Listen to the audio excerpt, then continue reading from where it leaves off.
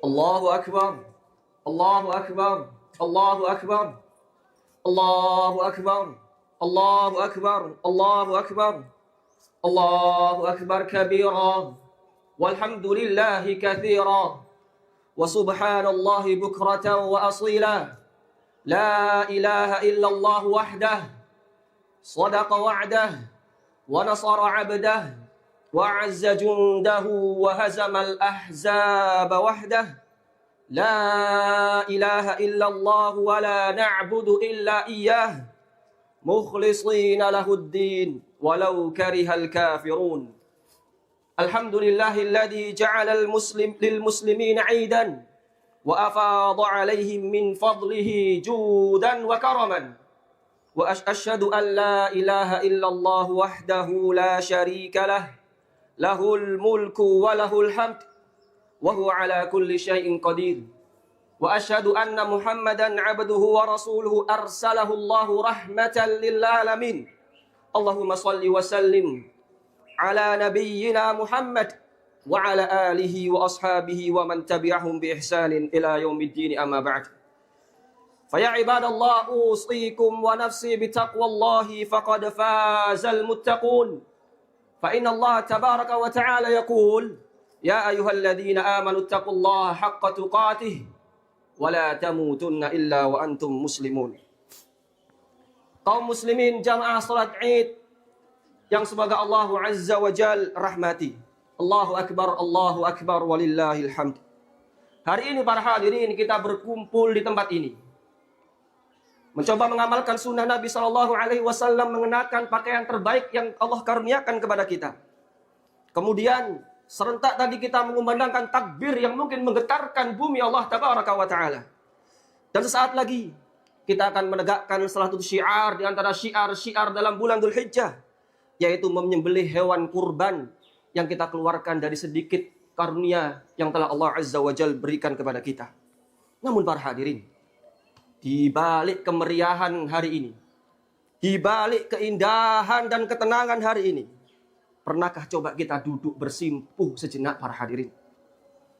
Kita duduk coba untuk membayangkan bagaimana badai pergulatan yang terjadi di dalam dada Nabiullah Ibrahim alaihissalam tatkala turun perintah mengenai bulan Dzulhijjah ini. Mari kita coba kembali kepada ribuan tahun yang lalu.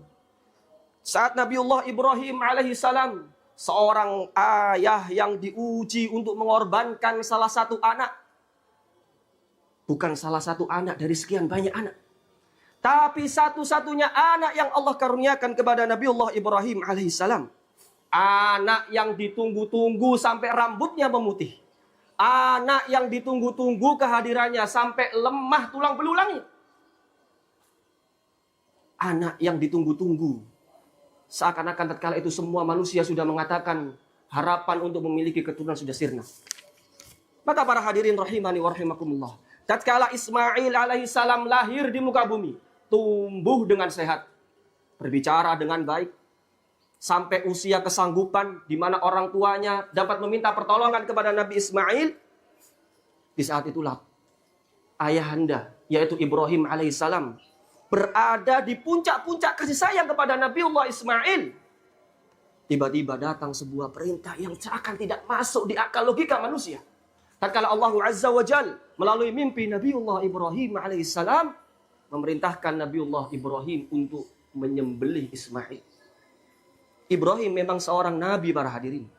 Seorang nabi yang barang tentu tidak akan pernah ragu terhadap perintah maupun wahyu yang turun kepadanya. Namun Ibrahim tetaplah manusia. Ibrahim tetaplah seorang ayah yang memiliki hati maupun air mata. Betapa hancurnya seorang ayah yang senantiasa menanti-nanti kehadiran buah hatinya. Namun tiba-tiba datang sebuah perintah untuk meletakkan sebuah pisau yang tajam di leher anaknya para hadirin. Hal itu sangat diabadikan oleh Allah Azza wa Jalla. Dalam Al-Quran surat As-Saffat Allah mengatakan, "Falamma balagha ma'ahu sa'ya." Tatkala Ismail sampai pada usia kesanggupan, mampu minta tolong. Kalau hari ini tolong nak belikan ini, tolong nak antar ke sini, tolong nak pergi ke sini. Tiba-tiba seorang ayah yang begitu sayang kepada anaknya mengatakan, "Qala ya bunai, wahai anakku, inni ara fil manami azbahuk Wahai anakku, semalam aku melihat dalam mimpiku, aku menyembelih kamu. Dengan lembutnya Nabiullah Ibrahim meminta pendapat kepada Ismail. Fanzur madza tara. Wahai Ismail, apa pendapatmu tentang mimpi ini? Apa pendapatmu? Apa pandanganmu? Maka sebuah jawaban yang juga menggetarkan jiwa kita tatkala Ismail mengatakan, qala ya abati if'al ma tu'mar. Wahai bapakku, kalau itu memang perintah Allah Azza wa Jalla, if'al ma tu'mar, maka kerjakan apa yang jadi perintah Allah Azza wa Jalla kepadamu. Ini menunjukkan kedewasaan falamma balagha. Sampai di usia kesanggupan memiliki kedewasaan yang begitu hebat. Kemudian Ismail juga menenangkan bapaknya. Satajiduni insyaallahu minas sabirin. Ibrahim, wahai ayahku, engkau akan mendapatiku termasuk orang-orang yang sabar.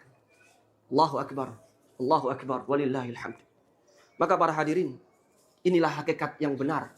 Tatkala kita sering mengulang-ulang zikir yang mungkin kita ingat. Inna salati wa nusuki wa mahyaya wa mamati lillahi rabbil alamin. Ini hakikat benar-benar menyerahkan hidup dan matinya hanya untuk Allah Azza wa Jal. Menyerahkan salatnya, menyerahkan kurbannya memang hanya untuk Allahu Rabbul Alamin. Lihatlah, Allah tidak menginginkan Ibrahim mengorbankan sesuatu yang remeh.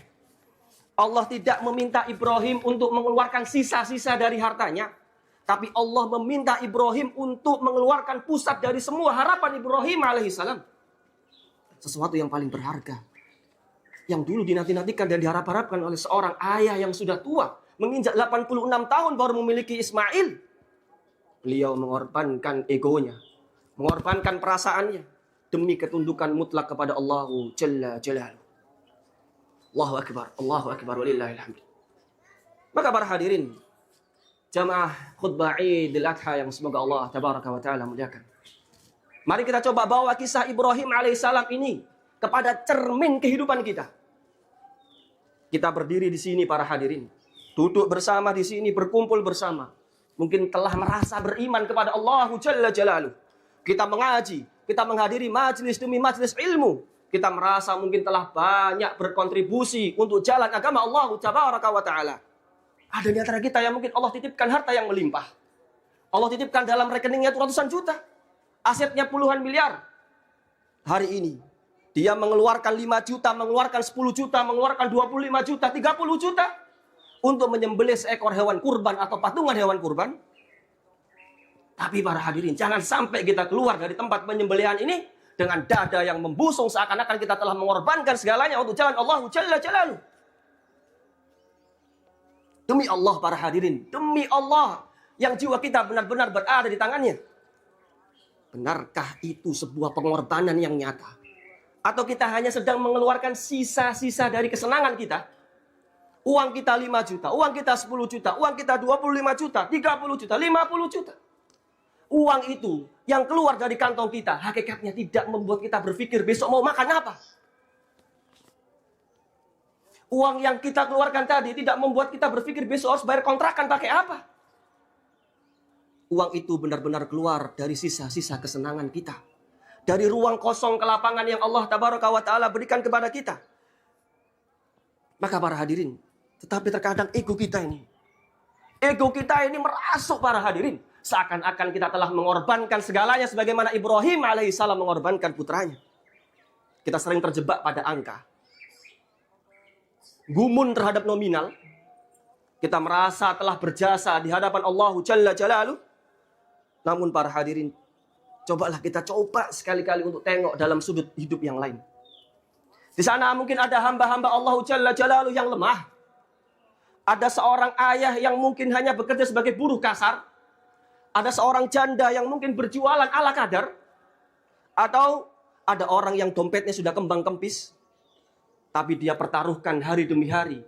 Dia kobarkan semangatnya untuk dapat berkurban di jalan Allah Jalla Jalaluhu. Meskipun secara finansial di mata manusia dia adalah orang yang pas-pasan. Namun berbeda di mata Allah Jalla Jalaluhu. Berbeda dalam pandangan Allah Tabaraka wa Ta'ala. Hidupnya tertatih-tatih di dalam pandangan manusia. Tetapi dalam dada mereka bersemayam iman sebesar gunung. dia ingin sekali menyambut seruan Allah Jalla Jalaluhu. Dia sisihkan rupiah demi rupiah yang mungkin dapat mengganggu bayar kontrakan dia. Dia tahan keinginannya untuk membeli ini dan itu, untuk dapat membeli seekor kambing yang kurus dan kecil, yang mungkin tidak akan dilirik oleh mata manusia. Secara nominal, para hadirin, secara nominal, kurbannya mungkin kecil. Mungkin kita yang memiliki harta yang melimpah memandang di sudut sempit, para hadirin.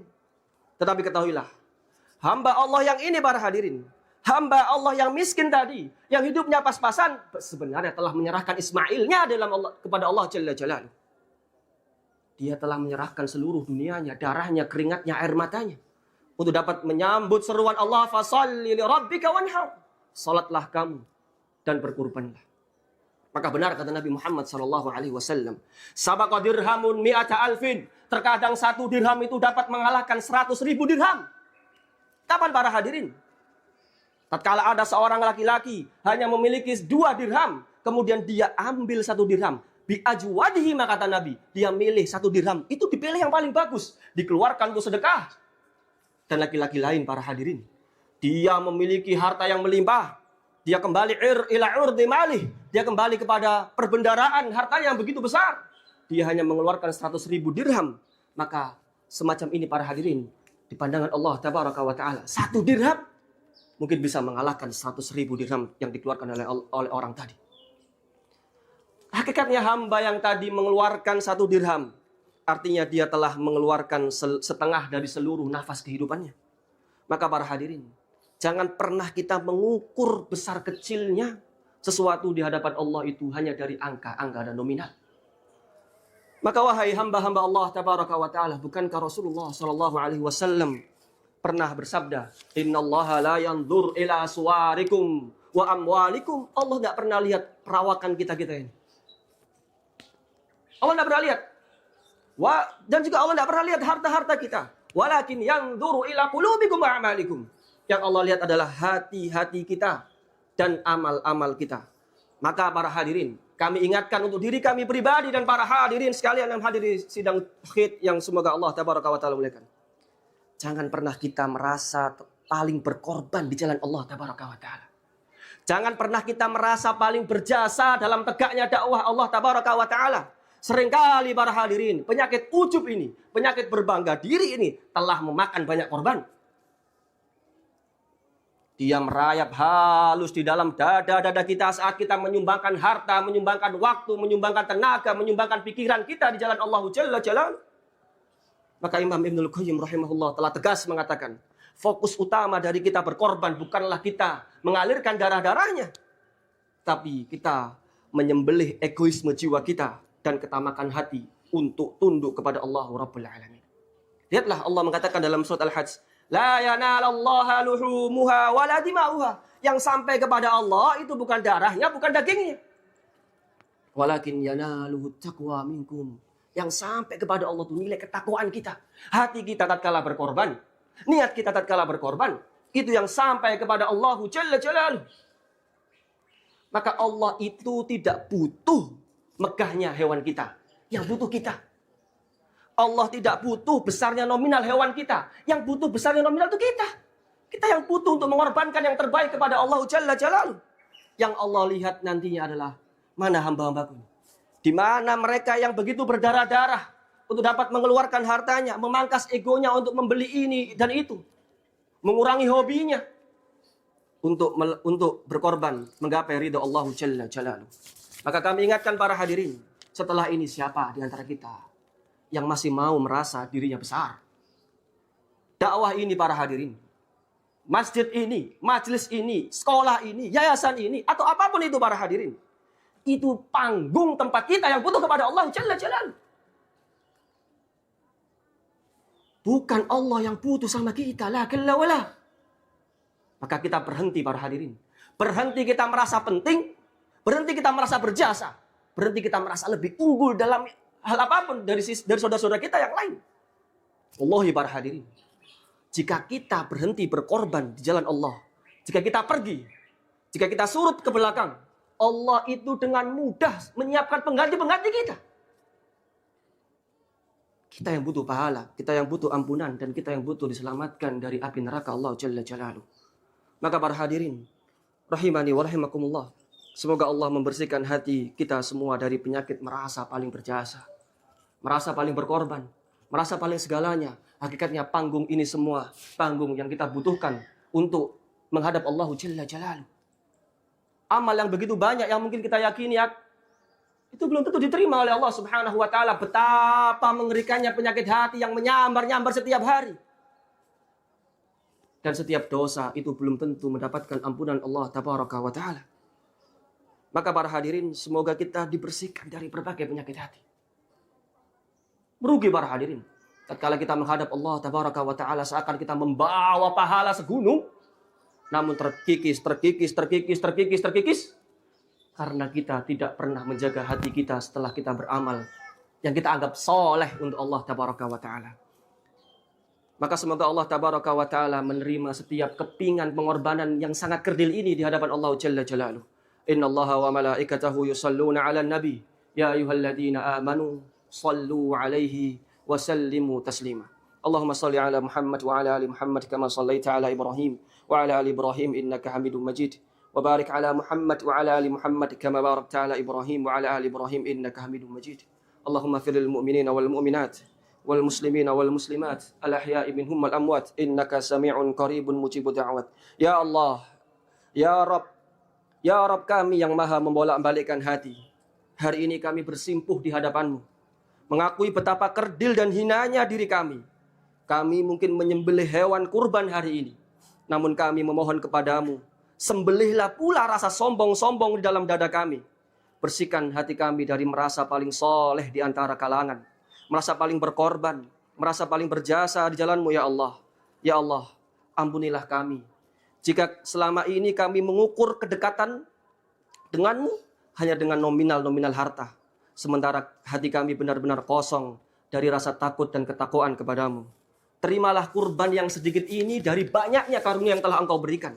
Ya Allah, terimalah juga pengorbanan dari saudara-saudara kami yang mungkin tertatih-tatih merajut rupiah, demi menegakkan syiar-Mu. Maka jadikanlah kami hamba-hamba-Mu yang benar-benar ikhlas. Rabbana taqabbal minna innaka antas sami'ul alim wa tub 'alaina innaka antat tawwabur rahim. Ya Allah, pertautkanlah hati-hati kami di atas sunnah-sunnah Nabi-Mu. Jagalah ukhuwah di antara kami. Ampunilah segala kekhilafan, salah kata, kesalahpahaman, dan dosa-dosa sengaja maupun tidak sengaja antara kami.